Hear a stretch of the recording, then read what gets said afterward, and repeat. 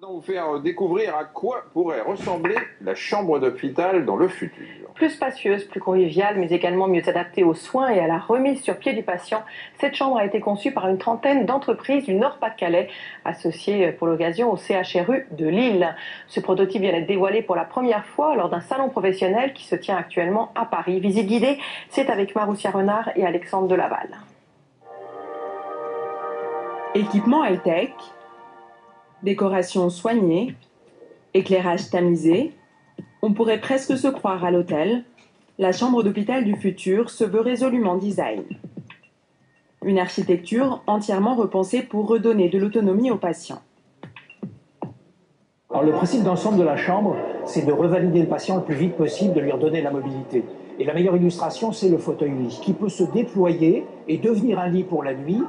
Et ce fauteuil est aussi mobile, on peut se déplacer très facilement, il est motorisé. Le patient dans ce fauteuil-lit est capable de se déplacer dans sa chambre, mais aussi dans l'hôpital. Peut-être d'aller dans une salle de rééducation, et on peut lui proposer beaucoup plus de services à l'intérieur de l'hôpital qu'on ne peut lui en proposer uniquement dans sa chambre.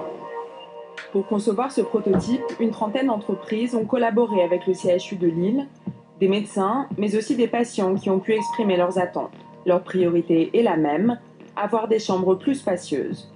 Mais à l'hôpital, difficile de pousser les murs, alors on a imaginé d'en faire disparaître quelques-uns.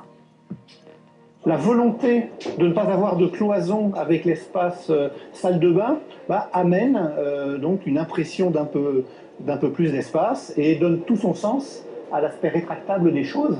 Et puis, pas de fauteuil accompagnant, pas de fauteuil de repos pour le patient, tout ça dégage l'espace et donne une impression quand même de mètres carrés disponibles bien supérieure à la réalité. Pour gagner encore quelques mètres carrés, les concepteurs ont imaginé ce lit entièrement rétractable. Il peut faire office de banquette ou se déplier pour permettre à un proche de rester dormir auprès du patient. Même principe dans la salle de bain, les toilettes sont intégrées au mur. Plus esthétique, mais aussi plus pratique pour les soignants grâce au système de bassin intégré. Nous avons le bassin, le traditionnel bassin d'une chambre d'hôpital, qui se clipse sur les sanitaires. Quand on referme les sanitaires, désinfection automatique. Ça fait gagner beaucoup de temps aux soignants qui, au lieu d'aller le chercher dans une réserve, au lieu d'aller désinfecter dans une réserve, de se promener dans les couloirs, ont tout sur place. Au chevet du patient, une tablette multimédia permet d'accéder aussi bien à la télé qu'au menu ou au dossier médical. Les hôpitaux peuvent déjà passer commande pour certaines de ces innovations. La chambre version tout équipée devra encore être testée dans les conditions réelles avant d'être commercialisée.